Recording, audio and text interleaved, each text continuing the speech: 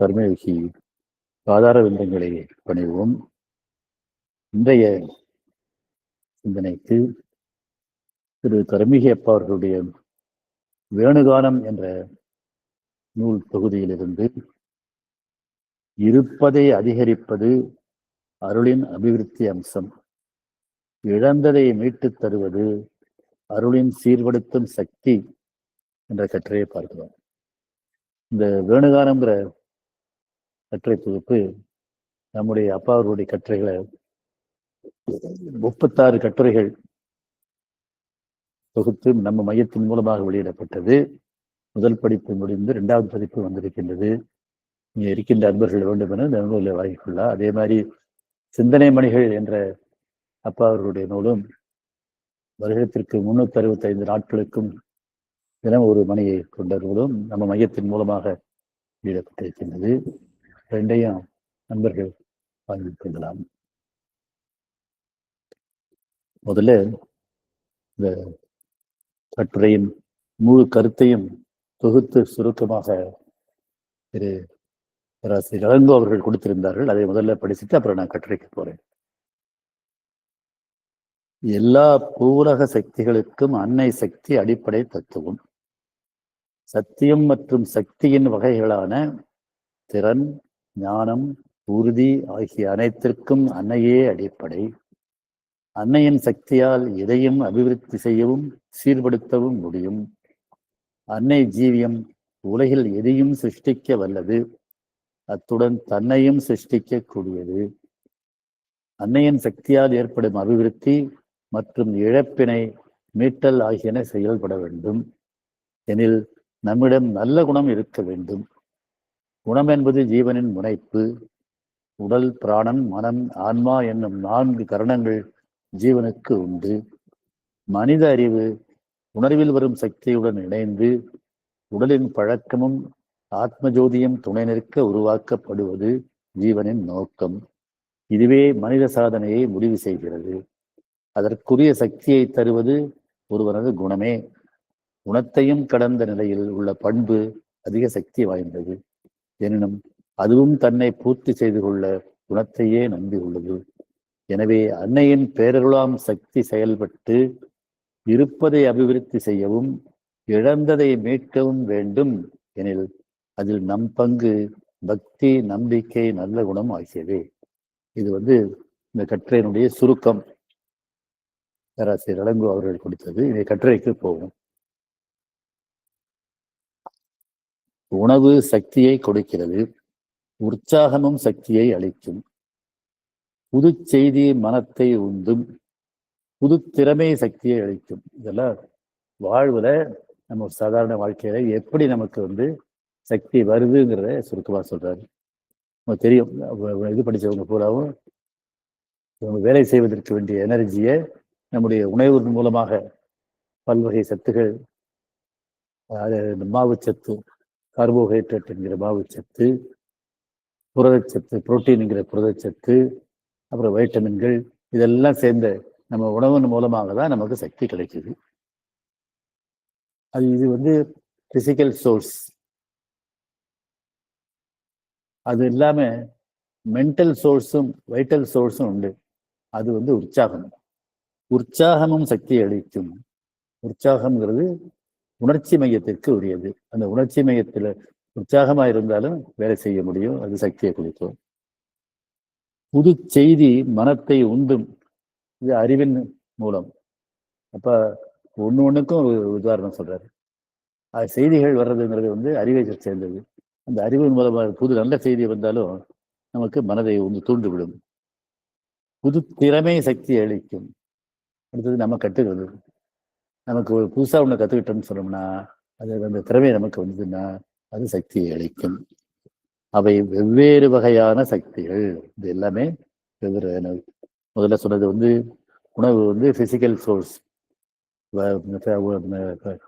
பிசிக்கல்ங்கிற இடத்திற்கு உரியது. அப்புறம் உற்சாகம்ங்கிறது வைட்டல் சோர்ஸ், உயிருக்கு உரியது. அப்புறம் செய்திகள், இதெல்லாம் திறமை, இதெல்லாம் மனதிற்குரியவைகள். இது எல்லாம் வெவ்வேறு வகையான சக்திகள். இது எல்லாம் ஆனா இதெல்லாம் வந்து மனித சக்திகள், ஹியூமன் எனர்ஜிஸ் எனப்படும். ஆனா இதுக்கு எல்லா சக்திகளுக்கும் எது மூலம்? மனித சக்தி மற்ற சக்திகளுக்கும் அடிப்படை. அதேபோல் உலகில் அது மற்ற மனித சக்திகளுக்கு மற்ற சக்திகளை அடிப்படையாக. அதே போல் உலகில் பல்வேறு சக்திகள் உண்டு. மின்சாரம், ஆகர்ஷணம்ங்கிறது ஈர்ப்பு சக்தி, புவி ஈர்ப்பு சக்தி, காந்தம் அதாவது இரும்பை இருக்கிறது என்பவற்றில் ஆரம்பித்து சிந்தனைக்கு உரிய சக்தி, செயலுக்கு உரிய சக்தி வரை உள்ள எல்லா பூவகை சக்திகளுக்கும் அன்னை சக்தி அடிப்படை சக்தி என்பது ஒன்று. அதுதான் முக்கியம். சக்திக்கு ஆதாரம் அன்னைதான், மூலம். அதனுடைய மூலம் வந்து பராசக்தி ஆகிய அன்னையின் சக்தி. நம்ம திருப்பி சொல்ற மாதிரி கோடானு கோடி பேர்ல அந்த பராசக்தி அன்னைகிட்ட நம்ம வந்திருக்கோம். அன்னையை ஏற்றுக்கொண்டவர்கள் எல்லாருக்கும் அது ஒரு பெரிய பாக்கியம். அதை எப்படி சிறப்பா பயன்படுத்திக்கிறது தான் இந்த கட்டுரையில சொல்ல போறாரப்பா. 2 விதமா. தத்துவம், சத்தியம், சக்தியின் இதர வகைகள், ஃபோர்ஸ், பவர், எனர்ஜி ஆகிய அனைத்துக்கும் அன்னையே அடிப்படை. எல்லாத்துக்கும் அன்னை தான் அடிப்படை. மதர்ங்கிறது யூனிவர்சல் கான்சியஸ் ஃபோர்ஸ், இந்த பிரபஞ்சத்தை இயக்கிற அறிவுள்ள சக்தி. அதுக்கு மூலம் யூனிவர்சல் கான்சியஸ் சோர்ஸ் மூலம், அது பரபிரம்மம் அப்படின்னு சொல்ற பரம்பொருள்.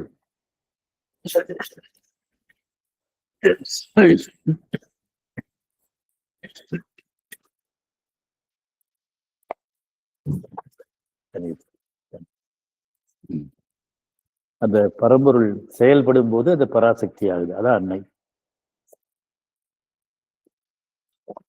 இவை தவிர உலகில் உள்ள ஜடம், நீர், காற்று போன்றவற்றிற்கும் அன்னையே அஸ்திவாரம். அன்னைதான் மூலமா, அன்னையைத்தான் மூலமாக கொண்டு எல்லா சக்திகளும் தூடுபடுறது.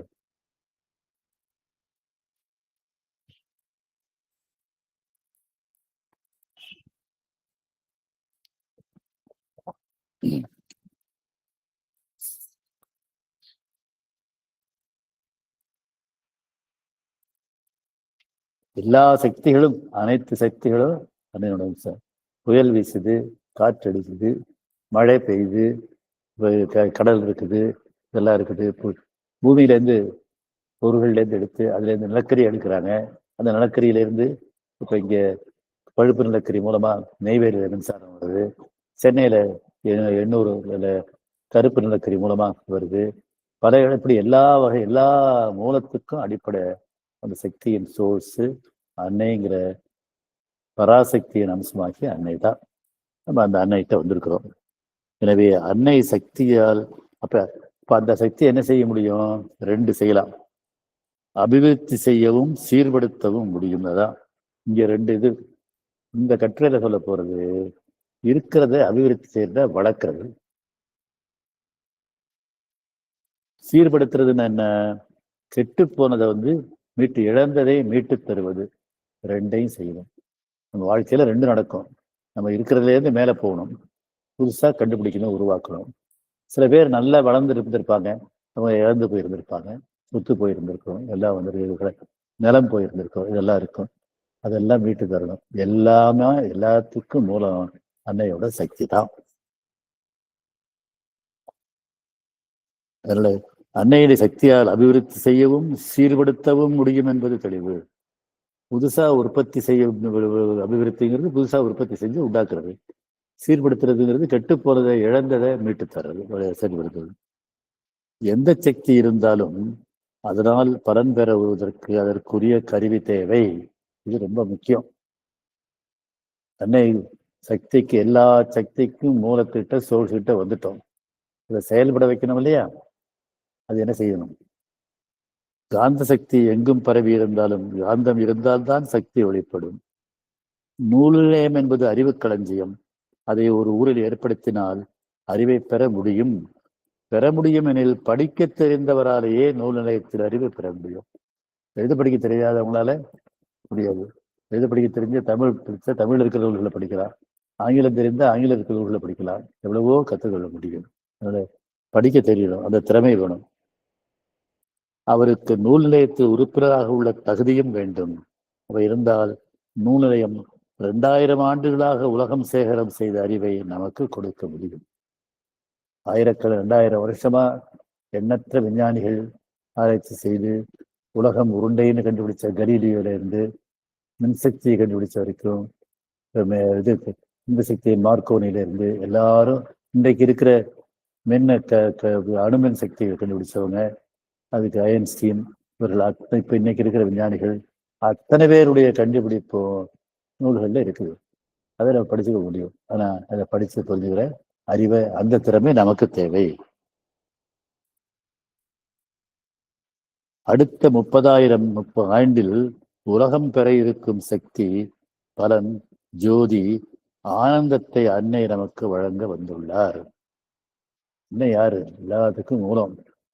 இப்ப இருக்கிற நூல் நிலையத்துல கொடுக்கறது இதுவரைக்கும் வந்த அறிவை தான் கொடுக்கும். ஆனா அன்னை இதை விட வராத அறிவையும் கொடுக்க முடியும் அன்னையால. இனி தோன்ற இருக்கின்ற புது அறிவையும் அன்னையால கொடுக்க முடியும். நாம் பெற வேண்டியது என்ன செய்யணும்? அதற்குரிய தகுதி தான். அன்னை நம்ம சக்தியின் சோர்ஸ் மூலத்திட்ட வந்துட்டோம். அதை பெறுவதற்குரிய தகுதியை நம்ம வளர்ந்து கொள்ளணும். அவற்றுள் 2 இக்கட்டுரை தலைப்பு கருகிறது. இந்த வரத இருக்கிறத அதிகரிக்கிறதையும், அப்புறம் இழந்ததை மீட்டு தருவது 2 இந்த கட்டுரை தருது. அதுக்கு என்ன வேணும்? அன்னையின் அருளை பெறத்துக்கு தகுதி என்ன? 2 தான். பக்தி, நம்பிக்கை. பக்தி நம்பிக்கை இருந்துட்டா எல்லாம் கிடைக்கும். உலக சக்திகளை பெற்றுத்தரும் அன்னையை சக்தியை நமக்கு பெற பக்தியும் நம்பிக்கையும் இருந்தால் போதும்.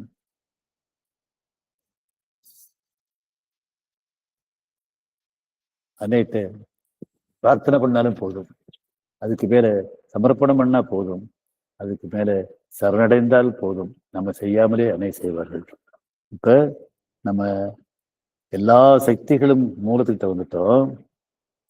அந்த மூலம் சக்தியாகி அன்னைகிட்ட இருக்கிறோம். இந்த அன்னை மூலமா எல்லாத்தையும் இருக்கிறத நம்ம வளர்த்துக்கலாம், அபிவிருத்தி செஞ்சுக்கலாம். இல்லாத இழந்து போனதை பெற்றுக் கொள்ளலாம். அது இந்த எல்லா சக்திகளுக்கும் மூலம்தான் அன்னை. இதுவரைக்கும் 2000 வருஷமா வந்த ஆராய்ச்சிகள் ஒரு பலனை மட்டும் கொடுக்கறது எல்லாமே, இனிமே 30,000 ஆண்டுகளுக்கு வரப்போற இருக்கிற சக்தி பலனையும் அன்னை கொடுப்பாங்க. அதுக்கு வேண்டியது நம்ம தகுதி என்ன? 2 தான். பக்தி, நம்பிக்கை. அன்னை மேல் பக்தி வேண்டும், அப்புறம் அன்னை மேல் அசைக்க முடியாத நம்பிக்கை வேண்டும். இது சொல்றது எளிது, ஆனா மனித மனம் செய்ய விடாது. அதுக்கு சந்தேகம் வரும். நான் பல முறைக்கு சொல்லியிருக்கிறேன். இந்த மையத்தின் மூலமாக 1000 சாதித்திருக்கிறார்கள் அன்னை. இந்த மைய பொறுப்பாளர்கள் எங்களுடைய வாழ்க்கையிலேயே நான் பல முறை திருப்பி சொல்லியிருக்கிறேன். இதுக்கு அன்னைகிட்ட வர்றதுக்கு முந்தி நானும் ஆன்மீகத்துல இருந்தாலும், அம்மாவுக்கு வேலை போய் மனைவிக்கு வேலை போய் 6 ஆண்டுகள் சம்பளம் இல்லாமல் இருந்தாங்க. நான் என் பையனெல்லாம் படிச்சுட்டு இருந்தாங்க. அப்போ என்னுடைய ஒரு சம்பளத்தை நான் வேற ஆந்திராவில் வேலை பார்த்துட்டு இருந்தேன். ஒரு சம்பளத்தை வச்சுக்கிட்டு அத்தனையும் செய்ய வேண்டி இருந்தது. எல்லா நகைகளும் கடல்ல இருந்துச்சுன்னு சொன்னேன். அன்னையிடம் வந்த உடனேயே அந்த வேலையில சம்பளம் வந்த உடனேயே வந்தது. கோர்ட் ஆர்டர் மூலமா வந்ததை சொல்லியிருக்கிறேன். அதுக்கு மேல இழந்த தலைமை ஆசிரியர் பதவியும் மீண்டும் தலைமை ஆசிரியர் வந்தது சொல்லியிருக்கிறேன். நாங்க தியான மையம் ஆரம்பிச்சது சி டைப் ஹவுஸ்ல மொட்டை மாடியில கீர்த்துக்கோட்டையில் ஆரம்பிச்சது சொல்லியிருக்கிறேன். அன்னை இப்பொழுது இருக்கின்ற ஏ டைப் பங்களாவை முழு விலையும் கொடுக்காமலே வாங்கி சொல்லியிருக்கிறேன். அதான் அன்னை. இது மாதிரி இல்லாம எத்தனையோ வாழ்க்கை நடந்திருக்காது. அப்பா சொல்லுவார். அப்ப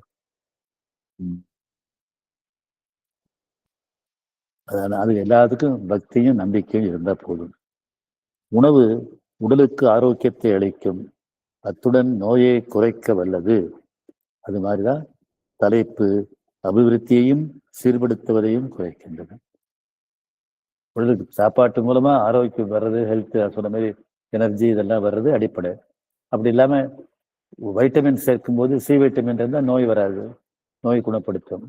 நோய் பொருட்கள் எல்லாம் துளசி தளிர் போக்குன்னு சொல்லுவோம். தூதுவளை கழிய போக்குன்னு சொல்லுவோம். இப்படி நம்ம உணவு பொருள்கள் மூலமா செஞ்சு கொடுக்குறோம். ரெண்டும் அது மாதிரிதான். அன்னையின் ஜீவியம் சிருஷ்டிக்க வல்லது. சரி, இந்த சிருஷ்டிக்கிறது எது?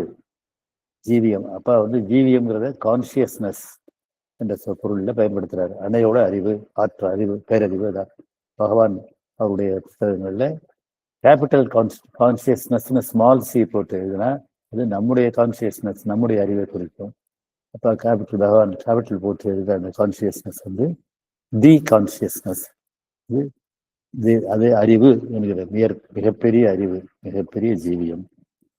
அதுதான் சிருஷ்டிக்கிறது. அது சிருஷ்டிக்கக்கூடியவற்றுள் ஒன்று அன்னையின் ஜீவியம். அந்த அன்னையின் கான்சியஸ்னஸ் அதையே சிருஷ்டிக்கக்கூடியது. அன்னையின் ஜீவியத்தை, அன்னையின் கான்சியஸ்னஸை சிருஷ்டிக்கக்கூடியது. ஆனா இது எல்லாத்துலயும் நடக்காது. அன்னை ஜீவியத்தை, அன்னையினுடைய கான்சியஸ்னஸ் நடக்கும். ஏன்னா அது அது என்ன அர்த்தம்னா, அதுவே தன்னைத்தான் பெருக்கி கொள்ளக்கூடியது. அன்னை அது வளரும், எவர் எக்ஸ்பேண்டிங்னு சொல்லுவாங்க. அந்த இருவழி சொல்லும் போது வளர்ந்து கொண்டே இருக்கிறதுன்னு சொல்லுவாங்க இந்த பிரபஞ்சம். அதுபோல அன்னையின் சக்தியும் வளரக்கூடியது. ஆனா மற்ற கருவிகள் அப்படி இல்லை.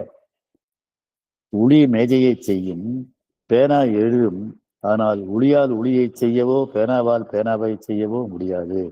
ஆனா அன்னை ஜீவியும் உலகில் எதையும் சிருஷ்டிக்க வல்லது, அத்துடன் தன்னையும் சிருஷ்டிக்க வல்லக்கூடியது.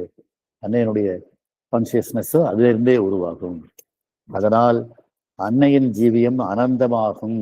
அதாவது முடிவற்றது, இன்ஃபினிட்டி. அனந்தம் என்றது அளவற்றது, முடிவற்றது, இன்ஃபினிட்டி. அன்னை என்பதை நாம் ஓரளவில் அறிவோம். இதெல்லாம் என்னன்னா, நம்ம அன்னையிட்ட வந்திருக்குமே தவிர அன்னையை முழுவதுமாக புரிந்து கொள்ளவில்லை. அதை புரிந்து கொள்வதற்குரிய பேசுகிற பேச்சுக்கள், அப்பாவுடைய எழுத்துக்கள் எல்லாமே புரிந்து கொள்ளக்கூடிய எழுத்துத்தான். நம்ம ஒரு கதை சொல்லியிருக்கிறேன். கிணத்து தவக்கலை பற்றி சொல்லுவாங்க.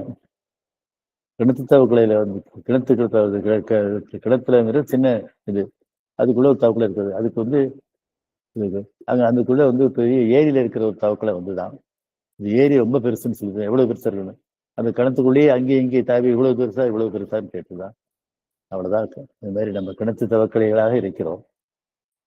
நம்முடைய திறமைகளை எதையும் தான் நம்பி இருக்கிறத தவிர இந்த பிரபஞ்சத்தையே செய்யக்கூடிய, இயக்கக்கூடிய, வளர்க்கக்கூடிய அந்த சக்தியத்தை இருக்கிறோம். அதை பயன்படுத்திக்கணுங்கிறது தெரியல. தெரிஞ்சவனு பயன்படுத்துறோம். முதல்ல சொன்ன மாதிரி பக்தியும் நம்பிக்கையும் இருந்தால் அது படிக்கும். அதனால அனந்தம், அன்னை ஜீவியம் அனந்தம், முடிவற்றது, வரம்பற்றது. அந்த அன்னை என்பதை ஓரளவு அறிவோம். அன்னையின் இரு சக்திகளை, அதாவது அபிவிருத்தி செய்கிற சக்தியையும் சீர்படுத்தும் சக்தியையும் பார்க்கிறோம். அன்னையை முழுசா தெரிஞ்சு கொள்றது நல்லது. அன்னை வந்து பராசக்தியின் அவதாரம். அப்பா பரம்பொருள் ஆகிய இறைவன் இயங்கு செயல்படும் போது அது பராசக்தி. மூலம் அசைவற்றது, செயல்படும் போது பிரம்மம் அல்லது பரம்பொருள் அசைவற்றது. அது செயல்படும் போது பராசக்தி ஆகின்றது. அதை நம்ம தெரிஞ்சுக்கிட்டு அதை புரிஞ்சுக்கிட்டோம்னா அது அன்னையை முழுசா தெரிஞ்சுக்கிறது நமக்கு அன்னைகிட்ட பலன் பெற சரியா இருக்கும். அன்னைக்கு அதுக்கு அது சொல்றாரு, என்னென்னங்கிறத சொல்றாரு. அன்னை என்பது ஒரு சிருஷ்டிக்குரிய சூட்சும உலகின் ஸ்தாபனம். இந்த பிரபஞ்சத்தையே சிருஷ்டிக்கிற, சாதாரண சிருஷ்டிக்கிறது மண்ணு, கல், தண்ணி இதெல்லாம் சேர்ந்து வீடு கட்டுறோம். இரும்புல இருந்து இப்போ கருவிகள் உருவாக்குறோம். தங்கத்துல இருந்து நகைகள் உருவாக்குறோம். இதெல்லாம் சின்ன சாதனங்கள். ஆனா எல்லாத்துக்கும் உரியது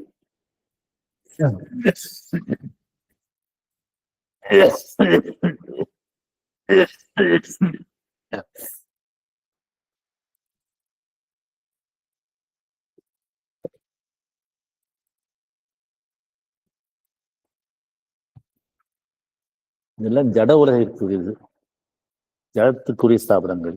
ஆனா அன்னைங்கிறது சூட்சும உலகிற்கு ஸ்தாபனங்கள். அதனால ஜடத்தை அறிவை வச்சு அன்னையை நம்ம மதிப்பிட முடியாது. நான் முதல்ல சொன்ன மாதிரி அனந்தம், முடிவற்றது, வரம்பற்றது. அதை நம்மால் அளவிட முடியாததுன்னு தான் அர்த்தம். அன்னைங்கிறது சூட்சும உலகோட ஸ்தாபனம், நாட் பிசிக்கல் வேர்ல்டினுடைய இதுல அன்னை சிருஷ்டிக்கும் ஜீவியம். அவங்க படைக்கக்கூடிய அறிவு, அறிவு, பேரறிவு. படைக்கும் பேரறிவு. ஜீவியம் அப்பா கான்சியஸ் பேரறிவு. சிருஷ்டியில் புருஷன் சக்தியாகி, திறனுள்ள சக்தியாகி, ஞானமாகி, உறுதியாகிறது. எப்படி வருது சிருஷ்டின்னு? புருஷன்கிறத இறைவன், பரபிரம்மம். அது புருஷன் செயல்படாது. அது சக்தியாகி, எனர்ஜியாகி, திறனுள்ள சக்தியாகி, ஃபோர்ஸ் ஆகுது. ஃபோர்ஸ் ஆகி அதுலேருந்து ஞானமும் வருகின்றது. உறுதினா வில் பவர். அது சிலாபத்தில் நினைக்கின்ற உறுதியாகின்றது. அன்னை இந்த முதல் நிலை சக்தி, இதெல்லாம் இந்த சிருஷ்டிக்குரிய இந்த பேசிக் ஃபோர்ஸ். இத்திறனுள்ள சக்தியும் அன்னையே. அன்னை ஞான வடிவம். அதனுடைய வடிவம் என்ன? ஞானம். ஞானமாகி ஞான வடிவம். ஞானத்தும் அவரும் ஞானம்தான். செயலாற்றும் உறுதியும் அன்னையிடம் உற்பத்தி ஆகுது. அன்னை எல்லா விதமான சக்திகளுக்கும், ஞானத்திற்கு அன்னை மூலம், செயல் சக்திக்கு அன்னை மூலம், சிருஷ்டிக்கு சிருஷ்டிக்கு மூலம் அன்னை. அதனால இப்ப நம்ம மூல சக்திகிட்ட நம்ம வந்திருக்கிறோம். ஆத்திய சக்தின்னு சொல்லுவாங்க. ஆத்தியன்னா முதல் ஆதிசக்தி, ஆதிபராசக்தின்னு சொல்லுவாங்க. உண்மையான ஆதிபராசக்திகிட்ட நம்ம வந்திருக்கோம். எல்லாத்தையும் தெரிஞ்சுக்கிட்டோம்னா இவற்றையெல்லாம் முழுமையாக அறிவது யோகம், பூர்ண ஞானமாகும். இது இந்த ஞானத்தை லைஃப் டிவைனை, சாவித்திரிய, சிந்திஸ் ஆஃப் யோகாவை, பகவானுடைய எழுத்துக்களை, அன்னையின் எழுத்துக்களை, இதெல்லாம் படிச்சு சுருக்கத்தை அப்பா இதில் சொல்லியிருக்கிறாரு. அது நமக்கு உரியதாக, இது அறிவோடு இல்லாமல் இருந்து நமக்கு உரியதாக ஆகிறது ஞானமாகும். அதுக்கு யோகத்தின் மூலமாகத்தான் அதை அடைய முடியும். ஆனால் இந்த கட்டுரையில பார்க்கறது வாழ்வில் வர்ற பிரச்சனைகள் தான் அபிவிருத்தியையும் சீர்படுத்துறதுன்னு தான் இங்கே பார்க்குறாங்க. அதை இனிமேல் அதுக்குரிய எழுத்துக்காட்டுகளை பார்ப்போம். அபிவிருத்தி செய்வது, அதிகரிப்பது, இருக்கிறத பெருசாக்குறது. குழந்தையின் வளர்ச்சி, மாணவனுக்கு மார்க்கு, விவசாயியின் மகசூல், அதாவது நெல் இருந்து வர்ற மகசூல், வியாபாரியின் லாபம், வியாபாரி செய்யும்போது அவனுக்கு வர்ற லாபம், குடும்பத்தில் சந்தோஷம், குடும்பமாக இருந்தால் எல்லாரும் சந்தோஷமா இருக்கணும், நாட்டில் சுபிட்சம், நாட்டில் வறுமை இல்லாம வளர்ச்சி அடைந்து செல்வ வளர்ச்சி அடையணும் ஆகியவை அதிகப்படுவது அபிவிருத்தி. அதான் அபிவிருத்தி. இருக்கிறத அதிகமாக கொண்டு போறது அபிவிருத்தி, வளர்ச்சி. இங்கு 2 அம்சங்கள் உள்ளன. ஒன்று ஆரம்ப அமைப்பு, ஸ்ட்ரக்சர். அடுத்தது சக்தி, எனர்ஜி. இங்கே நம்ம சக்தியை மட்டும்தான் போகிறோம். எனர்ஜிக்கு வர்றதுக்கு அடிப்படையாக சக்தி தேவை வேணும். நான் சொன்ன மாதிரி மின்சாரம், அனல் மின்சாரம் வரணும்னா நெய்வேலியில படுக்கரை எடுத்து வச்சு அந்த அமைப்புகள் வேணும். அதுமாதிரி எண்ணூர்ல தெர்மல் பிளான்ட்லாம் இருக்கணும். அதுலேருந்து வர்ற சக்தியை தான் நம்ம பேசுறோம். இங்கே எனர்ஜியை மட்டும்தான் பேசுறோம். குழந்தை பிறக்கும் பொழுது எல்லா உறுப்புகளிலும் பிறக்கிறது. அது தானே வளர்கிறது. அதாவது உடலின் சக்தியால் வளருது. பிறந்த குழந்தை இப்போ 2.5 கிலோ இருக்கும், 3 கிலோ இருக்கும். அது வளர்ந்து பெரியவனாகி வளர்ச்சியடைந்து 6 அடி மனிதனாகவோ, இப்போ 5 அடி பெண்ணாகவோ வருகின்றது. அது வளர்ச்சி. இது தானே வளர்கிறது. அதாவது உடலின் சக்தியால் வளர்கிறது. அன்னை வளர்ச்சியை அதிகப்படுத்துவார். அன்னைக்கு வந்தா இந்த வளர்ச்சி, அன்னை ஏற்றுக்கொண்டவர்கள் இந்த வளர்ச்சி வேகமாக நடக்கும். ஒரே மாதிரியான 2 குழந்தைகளில் ஒன்று அன்னையை வணங்கும் குழந்தையானால் சுமார் 2-3 வருஷங்களுக்கு பின் 5ஆம் வயதில் அன்னையை வணங்கும் குழந்தை, அதாவது இப்ப இந்த இதை என்ன எங்க அப்பா என்ன சொல்ல போறாருன்னா, அன்னை அன்பர்கள் தங்கள் குழந்தைகளுக்கும் அன்னையை அறிமுகப்படுத்துங்கள். அவர்களை அன்னை அன்பர்களா குழந்தைகளையும் அன்னையை கும்பிட வைங்க. அப்ப என்ன நடக்கும், இந்த குழந்தைகள் எப்படி வளரும்ங்கிறத சொல்றாரு.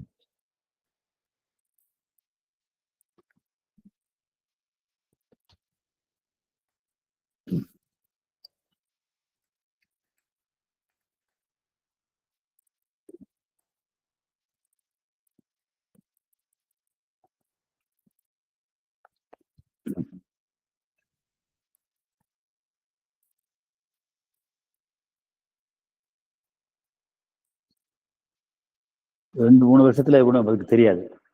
ஆனா 5 வயசுக்கு அதுக்கு பள்ளிக்குள்ள வைக்கிற வயசுல வரும்போது அந்த குழந்தைக்கு அன்னைய தெரியும். அதுக்கு முன்னே கூட அன்னைய காட்டலாம். இருந்தாலும் 5 வயது குழந்தைக்கு அன்னையிட்ட வச்சுட்டா என்ன நடக்கும்? பார்வைக்கு 6.5 வயது குழந்தை போல் இருக்கும். இந்த வயசுக்கு மேல அன்னை வந்து குழந்தை வளர்ச்சி தெரியும். படிப்பில் 7.5 வயது குழந்தைக்கு சமமாக இருக்கும். அதே பள்ளியில ஒரே பள்ளியில படிச்சாலும் அவனை அந்த குழந்தையை விட அதிக வயது உள்ள குழந்தை கல்வியை கற்கும். ஏன்னா எல்லாவற்றிற்கும் மூலமான அன்னையே அந்த குழந்தைக்கு தெரியும். அது பெருசா நம்ம புத்தகங்கள்லாம் படிக்க வேண்டாம். நம்ம சொல்றோம். அது நம்ம இப்போ வீட்டுல அன்னைக்கு பூ வைக்கும் போது அதையும் பூ வைக்க சொல்லலாம். அன்னையிட்ட நிக்க வச்சு கும்பிட ஊது வச்சு கும்பிடும் போது அன்னையையும் கும்பிட சொன்னா போதும். உடல் தெம்பில் அளவு கடந்து பொங்கி வழியும். அதனுடைய பிசிக்கல் எனர்ஜியும் உடல் தெம்பும் அதுக்கு கூடும். அடுத்த குழந்தைக்கு 12 முறை வியாதி வந்தால் இக்குழந்தைக்கு 1 முறை வந்திருக்கும். வியாதியே வராம இருக்க முடியாது. ஏன்னா கண்டதை சாப்பிடும், விளையாடும், அழுக்கு இருக்கும், எல்லாருக்கும். அதனால வியாதிகள் வரதுக்கு வாய்ப்பு உண்டு. ஆனா இந்த குழந்தைக்கு 100 குழந்தை வர்றதை விட இது வாய்ப்புகள் குறைய வரும். பொங்கி வரும் தெம்பு குழந்தையின் மன அமைதியை 12 வயது குழந்தை போல் வளர்க்கும். அதுக்கு அன்னையினுடைய எனர்ஜி அதுகிட்ட இருக்கிறதுனால அந்த குழந்தையும் 5 வயசு 6 வயசு இருந்தாலும் 12 வயசு குழந்தை போல் வளர்க்கும். உடல் லேசாக மினுமினுப்பு கொடுக்கும். அது உடல்ல வந்து அந்த அன்னையின் ஒளி தெரியும். பழக்கத்தில் தம் வயதிற்கு மேற்பட்டவர் போல் பழகும் பேசும். வயசுக்கு மீறி பேசுறான்னு சொல்லுவாங்க. அது அன்னையிட்ட உள்ளவங்களுக்கு நடக்கும். பள்ளியில் தன்னை விட வயதில் மூத்த குழந்தைகளே நண்பர்களாக பெறும். அது பெரிய குழந்தைகள் வந்து இந்த குழந்தைகளை இவனுடைய அறிவின் திறனை பார்த்து நண்பர்களாவார்கள். உடல் நலம், அறிவு, ஞாபகம், பழக்கம், அனுபவம், நற்குணங்கள் குழந்தைக்கு அபிவிருத்தியாவதை காணலாம். இதுதான் அபிவிருத்தி, வளர்ச்சி அம்சம். வளர்ச்சி குழந்தை. ஏன்னா இந்த கட்டுரை பேசுறது 2 விதமான ஆஸ்பெக்ட். ஒண்ணு வளர்ச்சி, இன்னொன்னு வந்து குறை வந்ததை சீர்படுத்துறது, மீட்டு தர்றது. இப்போ வந்து வளர்ச்சி அம்சத்தை பத்தி பேசிட்டு இருக்காருப்பா. அதனால இது வந்து குழந்தைக்கே அப்படிதான். இதே மாதிரி மற்றவங்களுக்கும் எல்லாருக்கும் வரும். அது அதனால இது வந்து வளர்ச்சி குழந்தைக்கு சொன்னாரு. குழந்தைக்கு சொன்ன மாதிரியே மனித வாழ்வில் இருக்கிறவங்களுக்கும் அவங்களுடைய அன்னையை ஏற்றுக்கிட்டவங்க நல்ல வளர்ச்சி இருவாங்க. நான் முதலே சொன்னேன், எங்ககிட்ட வளர்ச்சியை நான் சொன்னேன். இங்கே பலமுறை திருப்பி சொல்றதுதான். அன்னையை ஏற்றுக்கொண்டிருக்கின்ற அன்பர்கள் எல்லாம் இங்கே 30-20 ஆண்டுகளுக்கு முன்பு இங்கே சேவை செய்த அன்பர்கள் எல்லாம் இன்றைக்கு இந்த நிகழ்ச்சியை கனடாவிலிருந்து நினைத்துக் கொண்டிருக்கின்ற பனையப்பன் உள்பட அமெரிக்காவில் இருக்கிற ராம்ஸ், இந்த மற்ற இதுல இங்கிலாந்தில் இருக்கிற மணிகண்டன், இப்படி எல்லா அன்பர்களும் மிக உயர்ந்த நிலையில இருக்கிறாங்க. நல்ல ஒருத்தர் யாரையும் குறை சொல்ல முடியாம நல்ல வளர்ச்சி இருக்காங்க. நான் சொல்லியிருக்கிறேன், என்னுடைய மகன்கள் 2 அமெரிக்காவில் 2 பேரும் அமெரிக்காவில் இருக்கிறாங்க சொல்லியிருக்கிறேன். இது வந்து வளர்ச்சி அம்சம். அடுத்தது இழந்ததை மீட்டு தருகின்ற அம்சத்தை பற்றி பாப்பா சொல்றாரு. பட்டமரம் தளிர்ப்பது, முடிந்த ஆயுளை வளர்ப்பது, உயிரில் உரிமையில்லை என்று எழுதிய பின் உரிமையை உற்பத்தி செய்வது, உரிமையில்லை என கலெக்டர் சட்டம் போட்டு எடுத்த மனையை மீட்டு தருவது, விண்ணப்பிக்கவே உங்களுக்கு உரிமையில்லை என சர்க்கார் எடுத்துக்கொண்ட 107 ஏக்கர் நிலத்தை மீட்டு உரிமை உண்டு என ஆர்டர் பிறப்பித்து சர்க்கார் வழக்கத்தில் இல்லாதது போல் ஆர்டர் காப்பி வழங்குவது, முறிந்த பேரத்தை சமாதி தரிசனம் மீட்டுத் தருவது போன்ற நிகழ்ச்சிகள் 1000 இல்லை என்றாலும் நம் அனுபவத்தில் 100கணக்காக பார்த்திருக்கிறோம். காஞ்சி போன மரம் தளிர்க்கிறத பற்றி சொல்லுவோம். அது மாதிரி வாழ்க்கையில தோத்து போனவங்க எல்லாம் மறுபடியும் மேல வருவாங்க. அதுதான் இந்த விதா சொல்றது.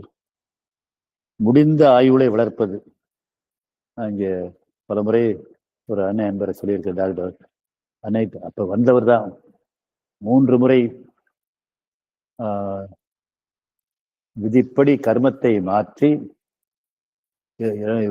2 முறை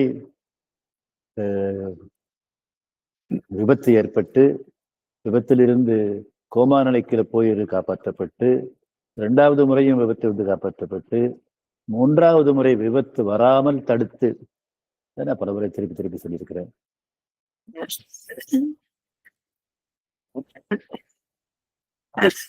அங்கு காப்பாற்றப்பட்ட பிறகு அவர் அந்த அவருடைய மகனுடைய ஜாதகத்தை பார்த்த பொழுது முதல் முறை விபத்து நடந்த பொழுதே அந்த பையனுக்கு அவருடைய பெற்றோருக்கு அவர்கள் இறந்து கர்ம திசை விடுகிற ஜாதகமாக இது இருந்திருக்கின்றது. அதான் அன்னை.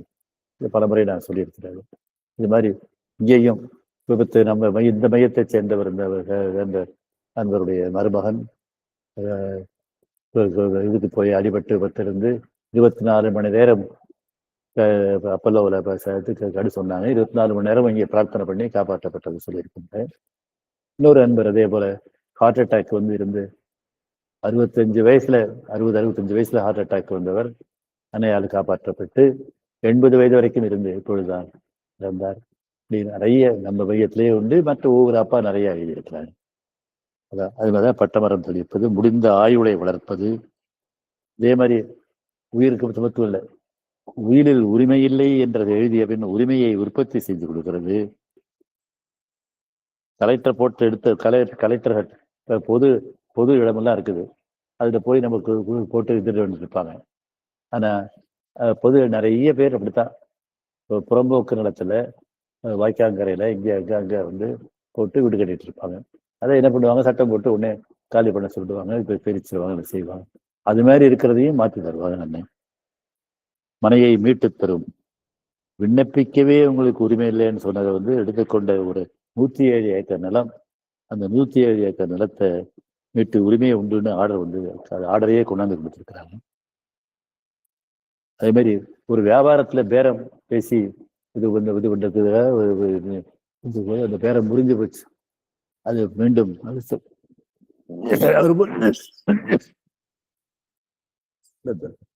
தாலி சாதி வடகம் ஓடலையா, கனெக்ஷன் இல்லையா?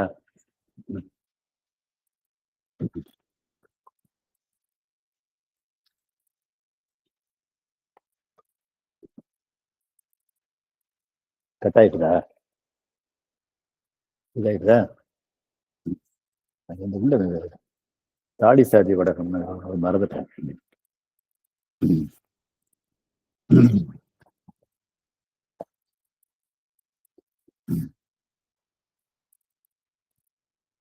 பேசலாமா? கனெக்ட் ஆயிட்டுதான். சரி, இப்படி இதெல்லாம் வாழ்க்கையில வந்த நஷ்டங்களை எல்லாம் மீட்டு எடுத்து கொடுப்பாங்க அன்னைங்கிறது உண்மை. ஆனா அதுக்கு நம்ம என்ன செய்யணும்? இந்த சக்தி அன்னையிடம் அளவிடந்து உண்டு என்பதும், அதனால் நாம் பலம் பெற என்ன செய்ய வேண்டும்? எக்குணத்தால் பொருளை இழந்தோமோ அக்குணத்தை விட்டு விட வேண்டும். வியாபாரம் செய்யறவர் ஊதாரியா இருப்பாரு, தேவையில்லாம செலவு பண்றது. அப்பா நிறைய எழுதுறாங்க, அன்னைகிட்ட தேவைக்கு தாராளமாக செலவு செய்யலாம், கடன் வாங்கியும் செலவு செய்யலாம், கையில இருக்கிற கடைசி பைசா வரைக்கும் செலவு பண்ணலாம். வச்சுட்டு செலவு பண்ணணும்னு பிறகு சொல்லுவாங்க. சிக்கனமே வேண்டாம். இங்க அன்னைகிட்ட தேவை இருந்தால் கடைசி பைசா தீர்ந்த பிறகு வருங்கிறத ஒரு கட்டுரையில நம்ம படிச்சிருக்கிறோம். ஆனா நம்ம எந்த குறை தப்பு வீண் செலவுக்கு இங்க அன்னைகிட்ட இடம் இல்லை, நஷ்டத்து அறிவற்ற செயல்கள் செய்யறதுக்கு ஏற்ற இடம் இல்லை. அதனால நம்ம எந்த குறையினால் நம்ம மீட்டு இழந்தோமோ அந்த குறைய நாம தான் மாற்றிக்கணும். அதான் விஷயம். எக்குணத்தால் பொருளை இழந்தோமோ அக்குணத்தை விட்டுவிட வேண்டும். நம்ம செய்யற பங்கு இல்லாம அன்னை அருள் வேலை செய்யாது. நான் எல்லா தப்பும் செய்வேன். அதான் பரவாயில்ல, போல நல்லதா இதா இருக்கு.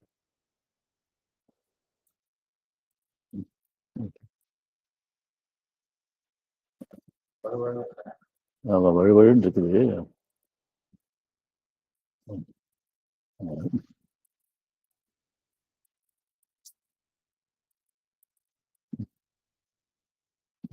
வரமாட்டேங்குது.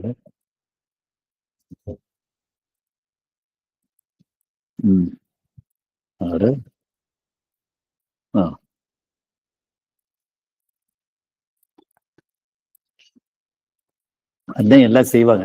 ஆனா நான் வீண் விரயம் செய்கின்ற ஆடம்பரத்துக்கு செலவு செய்கின்ற இயல்பு இருக்கு. அதனாலதான் கடன் வந்தது. கடன் வாங்கி தவறான செலவுகள் செய்தேன். கார் வச்சுக்கிறது வசதி உண்மை. ஆனா காரு தேவைப்பட்டால் காரு வாங்க வேண்டும். ஆடம்பரத்துக்காக கார் வாங்கணும்னா அது படி நஷ்டம் இருந்தால் நஷ்டம் வந்திருந்தா அந்த நஷ்டத்தை அந்த இதை மாற்றணும். எக்குணத்தால் பொருள்களை இழந்தோமோ அக்குணத்தை விட்டுவிட வேண்டும். அதனால நம்ம குறைகளை மாற்றிக்கொள்வது நம்முடைய பொறுப்பு. அதே குணத்தை வேறு எந்த உருவத்திலும் நாம் வைத்திருக்க கூடாது. விரயம் நிச்சயமா தவிர்க்கணும். பண விரயம் மட்டும் இல்ல, பொருள் விரயமும் தப்புதான். தண்ணி அன்னை கொடுப்பாங்க, அந்த தண்ணிய சிக்கனமா செலவு பண்ணணும். மின்சாரம் அன்னை கொடுப்பாங்க, மின்சார தேவைக்கு போடலாம், தேவையில்லாத இடத்துல விளக்கு தெரிஞ்சிருக்க கூடாது. தியான மையத்துல ஹாலில் 3 விளக்கும் போட்டிருக்கும். ஆனா ஒரு வேலை செஞ்சுட்டு விட்டுட்டு வேலை செய்ய வந்த பிறகு அந்த இடத்த போட்டு வைக்கக்கூடாது. தேவையில்லாம தண்ணி ஓடிட்டு இருக்கக்கூடாது. அது பார்ப்போம்.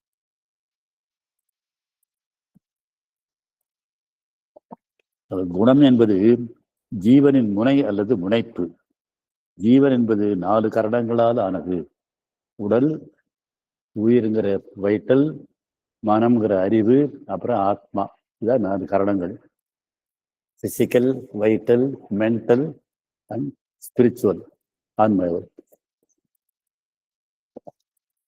உடல் பழக்கத்தால் செயல்படுவது.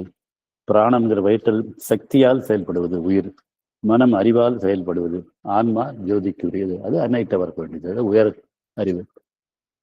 நானும் மனத்தின் அறிவு உணர்வில் சக்தியுடன் கலந்தால் நோக்கம் எழுகிறது, ஆட்டிடியூடு. அது 2 சேர்ந்து மனப்பான்மை வருது. அதை உடலின் பழக்கமும் ஆத்ம ஜோதியும் ஆமதித்தால் ஜீவனுடைய நோக்கம் மோட்டிவ் உருவாகிறது. மனித சாதனை இதனால் மட்டும் நிர்ணயிக்கப்படுகிறது. இது 3 சேர்ந்து மனிதன் செய்ய சாதனைங்கிறது மனத்தின் அறிவினால வர்றது. அது உணர்ச்சிக்கு வைத்தலுக்குரிய சக்தியோடு உணர்வு சக்தியோடு சேர்ந்து பழக்கமும் பிசிக்கல் பழக்கமும் வந்து அன்னையை நினைச்சு வரும்போது ஆத்மாவுக்கு போறோம். நமக்குள்ளேயே இருக்கிற ஆத்மாவை வெளிப்படுகிறது, அந்த ஜோதியில கலந்து செய்யற. அப்பதான் அதை நிர்ணயிக்கப்படுகிறது. அதற்குரிய சக்தியை கொடுப்பது குணம். நம்ம குணமும் சேர்ந்து வரணும், அந்த குணத்தையும் கவனிக்கணும். எலெக்ஷனில் சம சந்தர்ப்பம் உள்ளவர் இருவரில் ஒருவர் ஜெயித்தால் என்ன காரணம் என ஆராய்ந்தால் அவர் சுறுசுறுப்பானவர், ஜெயித்து விட்டார், இவர் மந்தம் என்கிறார்கள். சுறுசுறுப்பா வேலை செஞ்சு வாக்காளர்களை சந்தித்து ஊரா போய் வீடு விட போய் கேட்டு நண்பர்களை செயல்பட செய்தவர் ஜெயிப்பார். அப்படி இல்லாம நான் என்கிட்ட பணம் இருக்கு, பணத்தை வச்சு ஜெயிச்சிட வேண்டியிருக்கிறவர் தோத்து போறதும் உண்டு. அதனால ஜீவியத்தின் நோக்கம், அந்த கான்சியஸ்னஸினுடைய அந்த ஆட்டிடியூடு, அதுதான் உயர்வானது. அதை நம்ம கொண்டு வரணும். அதை முடிவாக நடைபெறும் என்றாலும் அதை நடைபெறச் செய்வது நம் குணமாகும். நம்ம குணத்தை நம்ம கவனிச்சுட்டே இருக்கணும். அதையும் கடந்த நிலையில் உள்ள பண்பு, வேல்யூ, உயர் பண்புகள் இருக்கணும். அடிக்கடி சொல்லியிருக்கிறேன். அன்னை சிம்பல்ல வெளிவட்டத்தில் இருக்கிற அமைதி, பொறுமை, நிதானம், அடக்கம், நன்மை, இது ஒன்று விடாமுயற்சி, பர்சிவியரன்ஸ், இப்படிப்பட்ட 12 குணங்களும் தேர் பவர்ஸ் ஆஃப் தி மைண்ட்னு சொல்லுவார். அதெல்லாம் நம்மகிட்ட வரணும். அந்த குணத்தை படிச்சு தெரிஞ்சுட்டு கொண்டு வரணும். அந்த பண்புகளுக்கு சக்தி உள்ளது. அந்த பண்புகளையும் கொண்டு வரணும். அதுவும் தன்னை பூர்த்தி செய்து கொள்ள குணத்தையே நம்பியுள்ளது. அந்த பண்புகளுக்கு நம்ம குணத்தை நம்ம சரிப்படுத்தணும். அதுக்கு எடுத்துக்காட்டுகள் சொல்றாரு. பொறுமையாக இருந்தார், சாதித்தார். இதுல உள்ள பொறுமை, பேஷன்ஸுங்கிறது ஒரு இது. அது நமக்கு இம்பேஷன்ஸ் காரியம் கெட்டுப்படும், அவசரம் கெட்டுப்படும். பொறுமையின்மை.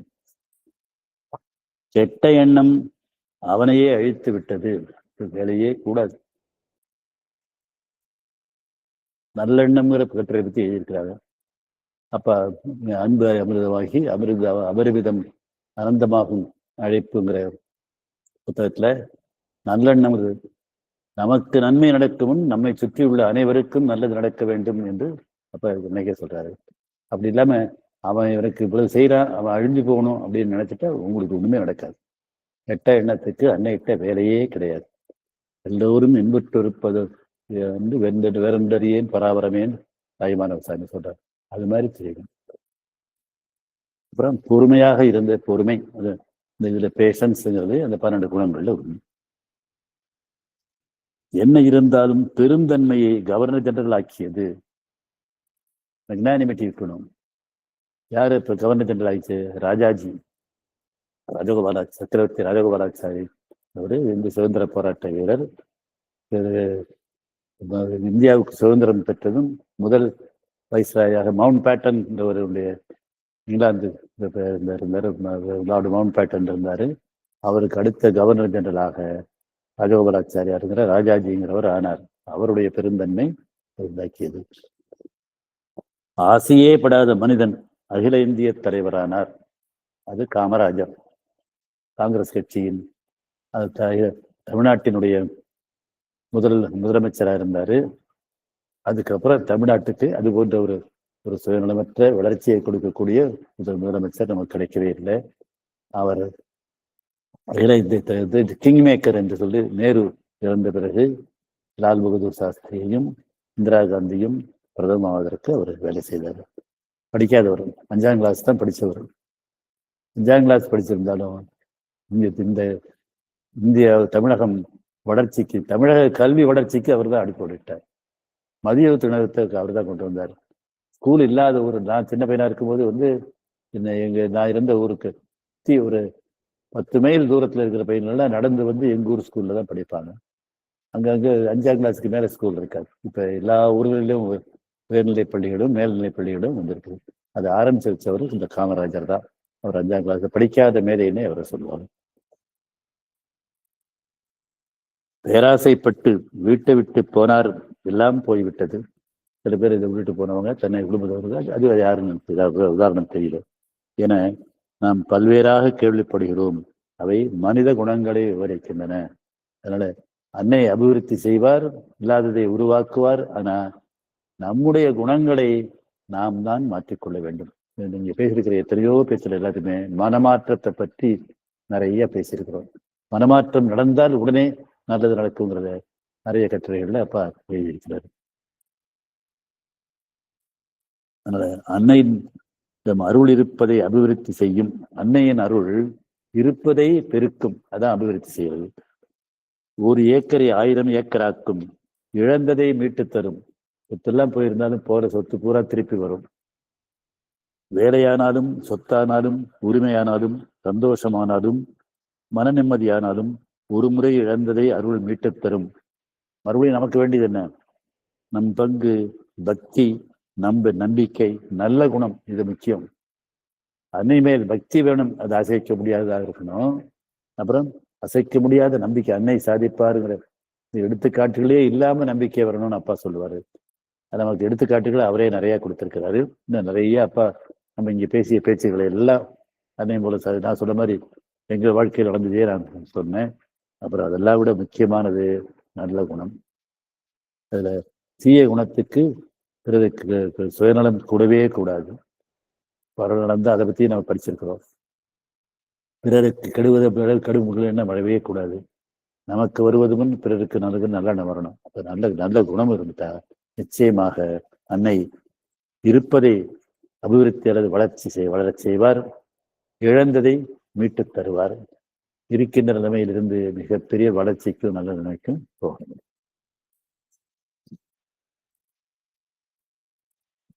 மோகன்.